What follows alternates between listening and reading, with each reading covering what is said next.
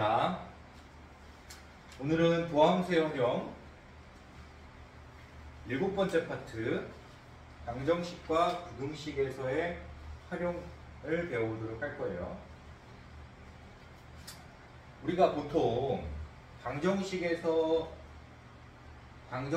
도함수를 어떤 용도로 사용하는지를 알아야 되는 겁니다. 방정식에서 근을 찾는 용도로 도함수를 사용할 수는 없어요. 도함수는 말 그대로 변화율이고 함수의 증가함수랑 연관이 있는 거니까. 알겠지? 그래서 방정식에서 도함수를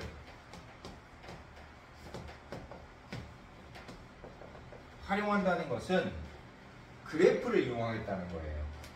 도함수가 함수의 증가함수를 알 수 있는 그런 부분이었다는 건 여러분들 알고 있죠? 함수의 증가함수, 즉 그래프랑 연관이 있단 말이에요. 도함수는 그래프랑 연관이 있어요. 그래서 방정식에서 함수의 그래프를 어떻게 이용하느냐? 바로 근의 개수 찾을 때 이용하는 거예요. 그러니까 우리가 보통 2차 함수 같은 경우에는 판별식이라는 게 존재하기 때문에 2차 함수는 굳이 그래프를 이용할 필요는 없었는데 3차 함수나 4차 함수 같은 경우에는 판별식이 따로 존재하지 않잖아요. 그래서 우리가 판별식에 준하는 내용을 우리가 여기서 배워보는 거예요. 어떻게 하느냐? 자, 3차 함수 그래프를 선생님이 일단 그냥 일반적인 그래프로 그려주면 극값 2개 있는 걸로 한번 그려볼게요. 요렇게 3차 함수 그래프가 그려졌다. 방정식의 근의 개수는 x축과의 교점으로 찾을 수 있죠. 그러니까 교점이 x축하고 교점이 몇 개 생기냐에 따라서 근이 몇 개다 이렇게 말할 수 있는 거 아니에요. 맞아요, 틀려요. 맞죠? 따라서 x축하고 한 번만 만난다. x축하고 2번 만난다. x축하고 3번 만난다. 다시 2번 만난다. 1번 만난다. 이렇게 구분 지을 수 있겠죠. 그러면 내가 x축하고 몇 번 만나는지 뭘 보고 확인하면 되냐면 극대와 극소의 부호를 보고 확인할 수 있어요. 자, 극대가 0보다 커요. 근데 극소는 0보다 작대. 그러면 x축은 어디에 있어야 돼? 사이값 정리 때문에 극대와 극소 사이에 x축이 있다는 걸 알 수가 있죠. 이해할 수 있어요? 없어요? 있죠? 따라서 x축하고 몇 번 만나는 거죠? 3번 만나는 거예요. 그러면 극대와 극소의 부호가 다르다면 3차 방정식의 근이 몇 개 있다? 3개 있다는 걸 알 수가 있어요. 자, 두 번째로 극대가 0이거나 극소가 0이면 어떻게 될까요? 이런 데서 x축이 이런 데를 지난다는 거겠죠? 만약에 극대가 0이라면 극대값이 0이라면 x축이 이렇게 지난다는 것이고 극소값이 0이라면 x축이 이렇게 지난다는 걸 의미하는 것이죠? 따라서 중근 하나와 다른 하나의 실근을 갖고 있다는 걸 알 수가 있는 거예요. 이해할 수 있나요? 네. 그러면 극대가 0이거나 극소가 0인 경우에는 3차 방정식의 실근의 개수가 몇 개 있다? 2개 있다는 걸 알 수가 있습니다. 그러면 자, x축이 여기에 있거나 x축이 여기 있다는 건 뭘 의미하는 거예요? 극대가 0보다 작거나 그러니까 극대가 아예 0보다 작아버리거나 극소가 0보다 크거나 이런 얘기인 거지. 이해할 수 있겠니? 자, 야, 너 극대값 내가 계산해봤는데 너 극대값이 0보다 작대. 그러면은 극대 위에 x축이 있는 거니까 3차 함수 그래프가 x축하고 한 번만 만나는데 그러면 실근이 하나밖에 없다는 뜻인데 이렇게 해석할 수 있겠죠. 또 같은 의미로 극소값이 만약에 0보다 커버렸다면 x축은 극소값 아래에 있어야 되잖아. 따라서 x축하고 한 번 만나는 거 아니야. 이렇게 말할 수 있다. 그러면 우리가 3차 방정식에 근의 개수를 판별하는 것은 뭘 보고 확인한다?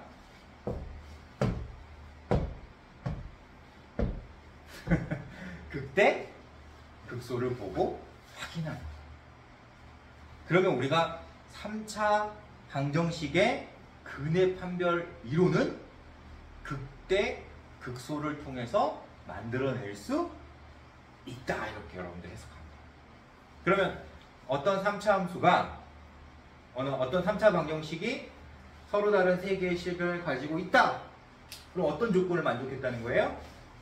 첫 번째 조건을 만족했다는 거예요. 알겠죠? 자, 3차 방정식이 오직 하나의 실근만 가지고 있다.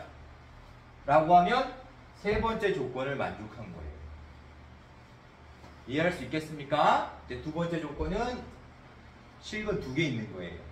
알겠습니까? 그러니까 하나가 중근인 거야. 그러니까 선생님이 이 식을 인수분해처럼 생각을 하면 얘는 서로 다른 세 개의 인수로 이루어져 있다는 거고, 이런 경우에는 완전 제곱 하나랑 다른 하나의 인수로 이루어져 있다는 거고, 얘는 하나랑 2차식으로 이루어져 있는데 이 2차식이 근이 존재하지 않는다는 걸 말하는 거예요. 만약 인수분해를 쓴다면. 근데 우리가 이거 인수분해하는 거 귀찮잖아. 그치? 그러니까 만약에 인수분해가 안 되는 3차 방정식의 근을 판별하려면 인수분해를 못하니까 당연히 안 될 거 아니야. 맞아, 틀려. 맞지? 그래서 우리가 근을 판별할 때 인수분해 안 되니까 난 못 풀겠는데? 이러면 안 된다. 극대극소를 찾을 수 있잖아. 왜? 2분하면 2천. 맞아, 틀려. 이렇게 푼다. 알겠죠? 그러면 이제 우리가 4차 함수 같은 경우도 사실은 이런 느낌으로 똑같이 접근할 수는 있는데 4차 방정식을 우리가 다루지 않잖아요. 그죠? 특수한 경우를 제외하고는 4차 방정식을 다루지 않기 때문에 4차 방정식의 근의 판별은 나오지 않을 겁니다. 나오면 만약에 혹시라도 나오면 똑같이 극대극소 이용하면 되는 거예요. 그래프 이용하는 거예요. 알겠죠? 그럼 바로 부등식으로 이제 넘어가자. 그럼 부등식에서는 어떻게 활용하는 거야? 자, 그래프를 그릴 수 있어야지만이 우리가 2차 함수 그래프부터는 우리가 2차 부등식부터는 선생님이 항상 그래프를 이용하라고 가르쳐줬었어요. 그러니까 2차 부등식 문제 풀 때도 2차 함수 그래프 그려서 x축하고의 교점의 개수를 교점을 찾은 다음에 이 두 교점을 기준으로 0보다 크다 작다라는 범위를 만들어냈었잖아. 3차 함수, 4차 함수 똑같은 거야. 3차 부등식, 4차 부등식 동일한 이론. 내가 그래프 그려서 x축하고 만나는 그 교점을 찾은 다음에 그 교점을 기준으로 범위를 나눠야 돼요. 예를 들어서 알파, 베타, 감마라고 했다. 자, 어떤 방정식, 어떤 식 3차 다항식 fx가 0보다 큰 범위를 구해보라고 했단 말이에요. 그러면 여러분들이 생각했을 때 알파보다 작은 범위에서는 0보다 크지 않죠. 그러면 어디서부터 어디까지 0보다 크다는 걸 알 수 있어요? 알파부터 베타, 그리고 감마보다 클 때. 이렇게 그래프를 보면 쉽게 확인할 수 있죠. 그러니까 다시 한번 얘기한다. 1차 부등식은 사실 그래프 그리지 않더라도 식 정리가 워낙 쉽기 때문에 이해돼요? 그래프 그리지 않고 부등식을 찾을 수 있었어요. 근데 이제 2차 식부터는 그래프를 그려서 찾아야 돼요. 그렇게 생각하고 있어야 돼요. 내가 부등식을 풀고 싶다. 당연히 인수분해는 할 수 있겠지. 방정식의 근을 기준으로 범위를 나눌 거니까. 맞아, 틀려. 맞잖아. 그러니까 내가 어찌됐든 그래프를 그려야지만 풀 수 있다는 거야. 근데 그래프를 그리려면 무조건 뭘 알아야 돼? 도함수를 알아야 돼. 극대극소를 알아야 돼. 그러니까 여기서 도함수가 활용되는 거예요. 이 단원의 이름이 뭐죠?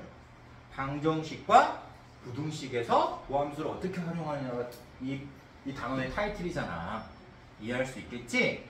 그래서 우리가 방정식에서는 근을 판별할 때 도함수를 활용하는 것이 그래프를 그려야 되니까 부등식에서도 마찬가지로 어떤 범위부터 어떤 범위까지 0보다 큰지 작은지를 확인하려면 그래프를 그려봐야 됩니다. 이해되겠어요? 근데 그래프를 못 그려. 결과적으로 부등식 못 푼다는 거야. 그래프를 그릴 수 있어. 풀 수 있다는 거야. 그럼 그래프를 그리려면 극대극소를 찾아야 돼. 그래프 개형을 알아야 된다는 거야. 그런 걸 알려면 도함수가 필요하잖아. 그래서 하면 돼. 알겠습니까? 네, 좋아요. 이렇게 해서 선생님이 이론 설명은 마무리 지었습니다. 알겠죠? 자, 이렇게 해서 선생님이 방정식과 부등식에서의 활용 문제는 마무리 짓고 싶은데, 우리가 실전 문제 중에 여러분들이 조금 어려워할 수 있는 이론들이 존재할 수 있잖아요. 물론 다 풀어주고 싶지만 이거 뭐 다 풀면 영상만 길어질 뿐이고 실제로 매우 어려운 이론도 아니기 때문에 선생님이 대표 문제 한 문제 정도만 풀어주고 넘어가도록 하겠습니다. 대표 문제 한 문제랑 그 다음에 응용 문제 한 문제 정도만 풀어주고 넘어가도록 할게요. 알겠어요? 자, 그래서 143페이지 143페이지 필수예제 29번.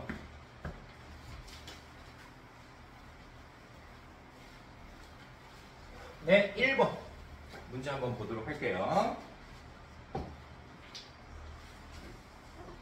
마이너스 x 세제곱 플러스 2분의 3 x제곱 플러스 6x 플러스 k는 0. 이런 3차 방정식이 서로 다른 두 개의 양의 실근과 하나의 음의 실근을 갖도록 하는 K의 범위를 구해보세요 라고 했어요. 자, 그러면 여러분들이 무조건 그래프 이용해야 되는 건 알겠지 이제? 그러면 최고차항의 부호가 마이너스잖아요. 그러면 당연히 이렇게 그려야 돼, 그래프를. 그리고 봐라, 서로 다른 두 개의 양의 실근과 하나의 음의 실근을 한다는 것은 서로 다른 세 개의 실근이 존재한다는 걸 말하는 거예요. 맞죠? 그러니까 극대와 극소는 당연히 부호가 달라야 되는 거예요. 그러면 극대와 극소 사이에 x축이 있다는 거 알겠죠 이제? 그때 하나는 음근이고 음의 실근이고 나머지 두 개는 양의 실근이 되어야 되는 거예요. 이해할 수 있겠습니까? 그러면 음수와 양수를 나누는 가장 기본이 뭐야? y축이지. 그러니까 y축이 지금 이렇게 있어야 된다는 거예요. 자, 그러면 이렇게 그래프를 그리려면 어떻게 된다? 먼저 x축하고 세모 만나야 되니까 한 별씩 쓰듯이, 그치? 극대는 0보다 크고 극소값은 0보다 작다. 받아들일 수 있죠? 두 번째, y절편이 음수라는 걸 알아야 돼요. y절편이 음수. y축하고 만나는 그 y절편이, 알지? x가 0일 때잖아요. 0을 기준으로 양수, 음수 나누는 거니까. 그래서 y절편이 음수여야 돼요. 되겠어요? 근데 우리가 y절편이 음수면 이쪽에 y절편이 있을 수도 있잖아요. 음의 영역이 여기하고 여기니까. 그럼 여기 있다 그러면 다 서로 다른 실근이 다 음수잖아. 그럼 안 되잖아. 그래서 이 극대를 이루는 누가? x값이. 극대를 만들어주는 x값이 0보다 크다라고 알려줘요. 우리 2차 함수에서 마찬가지로 대칭축 이용했잖아. 그거랑 비슷한 이론인 거야. 알겠지? 그래서 세 번째, 너 축을 만들 거야. 극대 x값 있죠? 극대의 x값 있죠? x값이 0보다 크다라는 사실을 알려줘야 돼요. 그러면 이 세 개의 조건을 모두 만족하고 있을 때 이런 그래프가 그려지는 것이고, 이렇게 그래프가 그려져야만이 이 조건을 만족하는 거라는 걸 여러분 알 수 있죠. 되겠습니까? 좋아요. 이제 이걸 이해했다 그러면 여러분들이 근의 분리 이론을 조금 업그레이드 시켰다라고 생각하면 되는 겁니다. 여러분들이 예전에 배웠던 2차 방정식의 근의 분리 이론이 여기서는 극대극소가 추가됐다라고 생각하면 되는 거예요. 알겠죠? 자, 이제 찾으러 갑니다. 나 극대극소 찾아야 돼. 그럼 너 미분해야지. 마이너스 3 x제곱 플러스 3x 플러스 6이야. 네가 0 되는 거 찾아볼래. 그러면 x제곱 마이너스 x 마이너스 2가 0이 되는 값일 거니까 두 분이 마이너스 1과 2다라는 걸 알 수 있죠. 그래서 극소를 만들어주는 x값이 마이너스 1이고 극대를 만들어주는 x값이 2라는 걸 알아냈어요. 그럼 여기서 세 번째 조건은 자동으로 만족한 거죠? 이해돼요? 안 돼요? 그래서 우리는 이 세 번째 조건은 패스입니다. 되겠습니까? 좋아요. 그러면 이제 첫 번째 조건과 두 번째 조건만 만족하면 되는 거니까 극소가 0보다 작다는 걸 알아야 되겠지. 그래서 마이너스 1을 대입했을 때의 결과가 음수라는 거를 여기서 찾아야 돼요. 조건을 만족을 해야 되는 거니까. 가봅니다. 마이너스 1 대입하면 1 플러스 2분의 3 마이너스 6 플러스 k 이렇게 나와요. 그 결과가 극소값인데 극소값이 0보다 작아. 그리고 극대는 0보다 커야 되는 거잖아요. 그러니까 2를 대입했을 때 마이너스 8 플러스 6 플러스 12 플러스 k는 0보다 커요. 됐죠? 그 다음에 마지막으로 y절편 체크합니다. 왜 y절편 체크했다고? 너는 양수고 너는 음수해야 되는 거니까 양수와 음수를 나누는 기준이 x가 0일 때, x가 0일 때라는 것은 우리가 이 그래프로 말하는 y축하고의 교점을 말하는 겁니다. 따라서 x에다가 0을 대입한 결과, 즉 k가 0보다 작아요. 그래서 이 세 개를 연립을 하면 우리가 원하는 답을 찾을 수가 있다는 거. 이해할 수 있겠어요? 자, 이렇게 여러분들이 천천히 생각을 해보면 어렵지 않게 이 문제를 해결할 수 있을 거다. 이렇게 선생님은 생각합니다. 자, 넘어가자.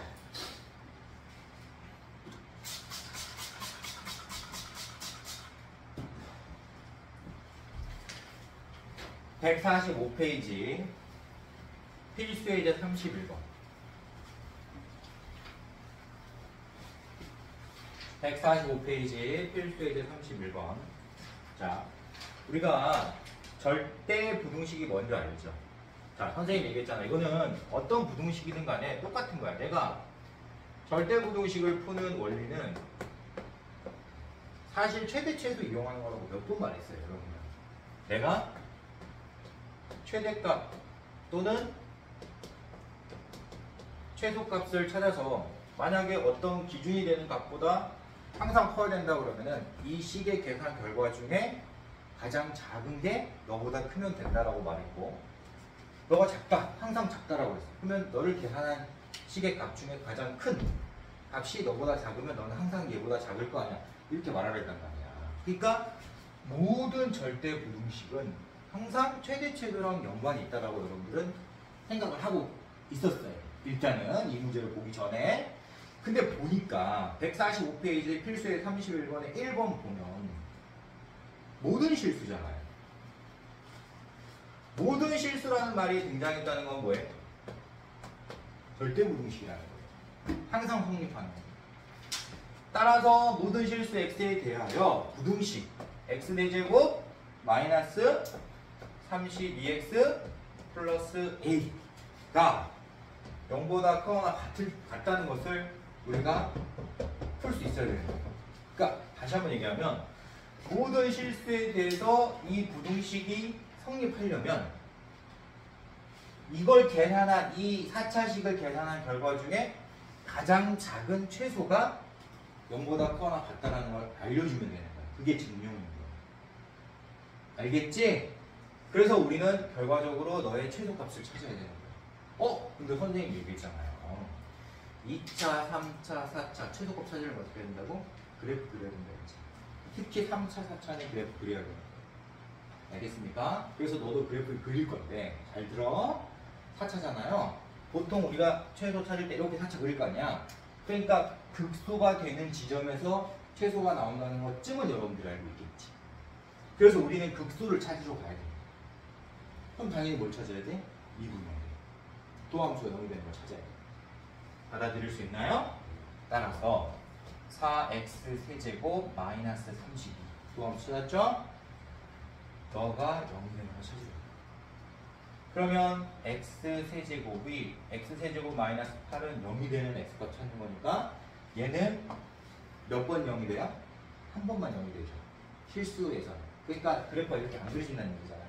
이렇게 그려진다는 얘기잖아요. 그러면 바로 극소 나오는 거죠. 되죠? 그 극소가 누구죠? 2.